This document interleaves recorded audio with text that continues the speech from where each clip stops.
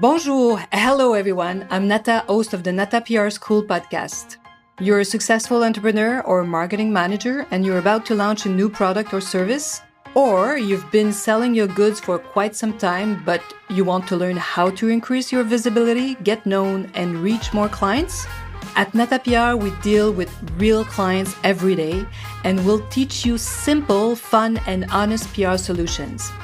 You'll learn easy steps to combine PR to social media right now. Keep listening and let's get started.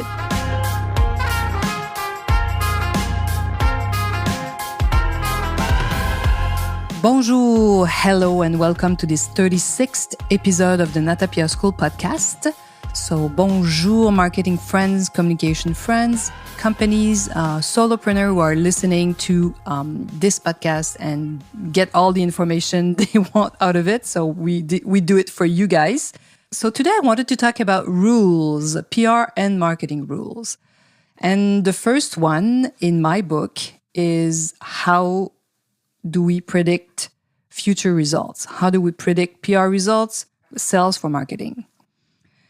Our clients often ask us to, give them a sense or an idea of the result we think we're going to get for them. What's the visibility?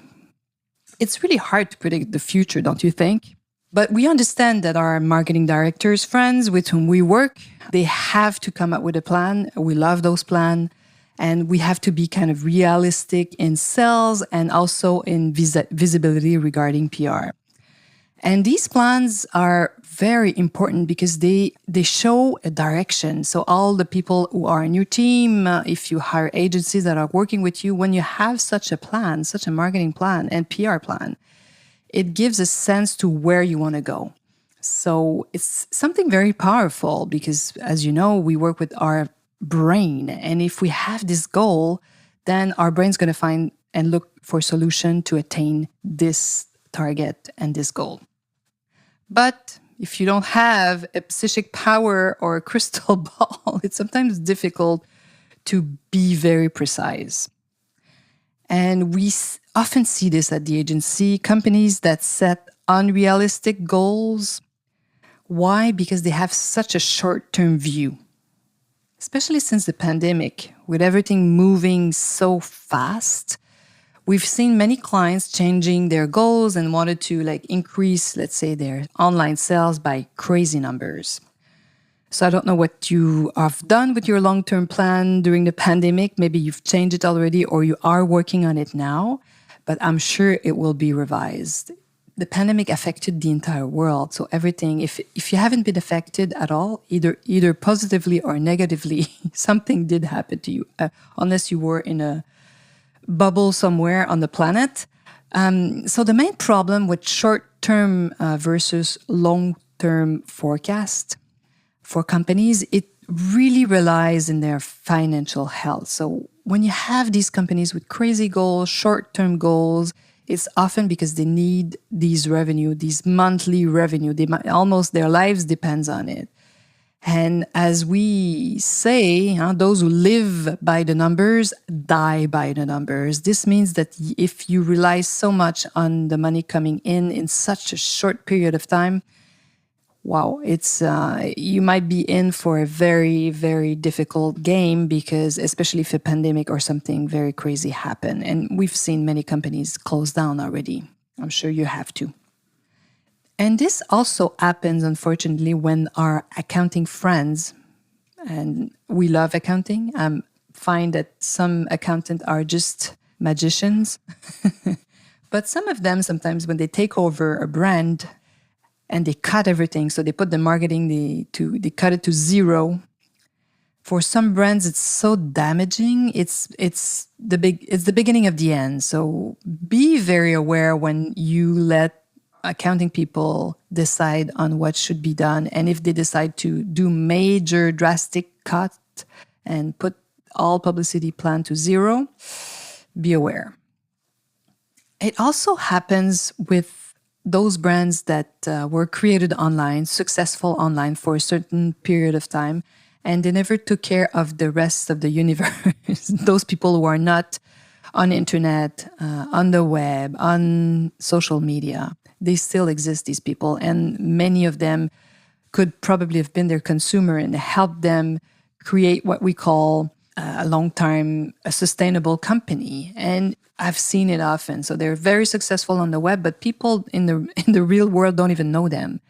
And they have this sense of, they can make a lot of money selling online, but how do you create a brand that's going to survive and that's going to be there in 5, 10, 15 years?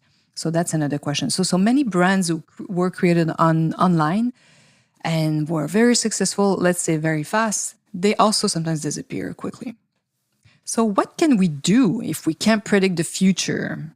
And how do we deal with the unforeseeable and what's not predictable? So what do we do with that? For those who listen to some of our podcasts, we did something that we called a 3-month emergency plan with all of our clients at the beginning of the pandemic that became then after that a monthly plan, then almost a weekly plan. But the fact that we had this plan, it really forced us to look at the future, like a short-term future during the pandemic, you might say, but it was helping us make decisions, rethinking what's happening and trying to see what should happen or what if. So you can make this crazy, you can make 2 plans when there's something that strong happening, like a catastrophe, such a big event happening.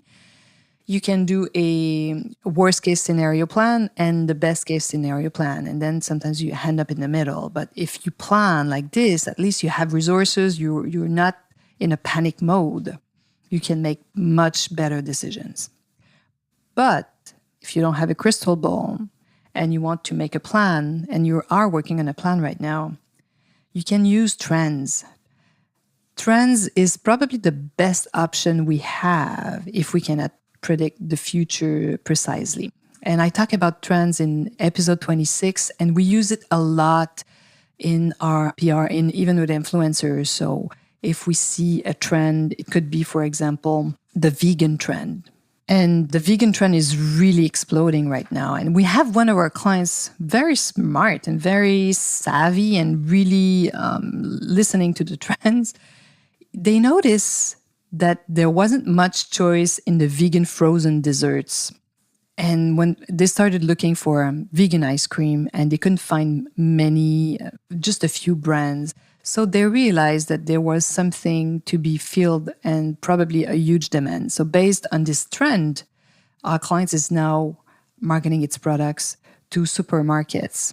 And sometimes supermarkets have information about, what their clients are looking for. So their timing was just great. So they can really make plans for in the future based on this segment where there's not so many frozen dessert for vegans.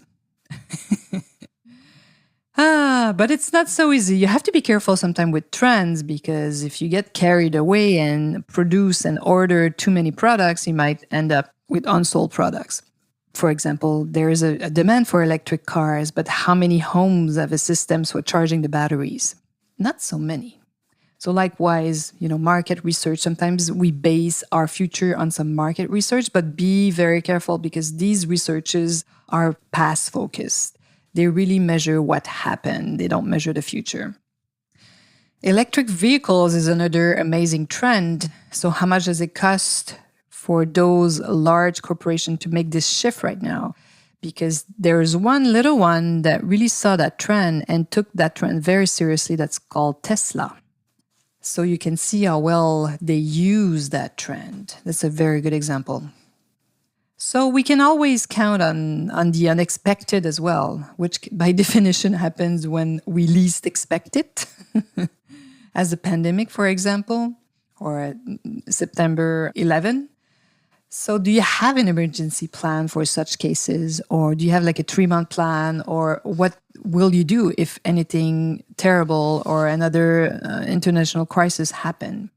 I'm very curious to know what is your plan, and maybe we can help you make some prediction too. So if you need help, you know how to find us. We'll be more than happy to get on the phone or on Zoom for a free consultation and really, in all honesty, tell you if we can help you or not. So please get in touch or get on our list. And I hope you've learned a few things. So we'll keep talking about PR and marketing laws. So today we talked about the law number 1, which is how do we predict the future? Hopefully you've learned a few things and you'll be joining us next week. À la semaine prochaine.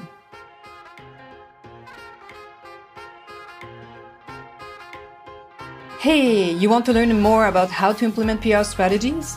Head on to natapr.com and get on our list. You will also receive the Nata PR model on how to create a successful PR campaign. If you want to become a client, just send us an email to nata@natapr.com. Talk to you next week. À la semaine prochaine.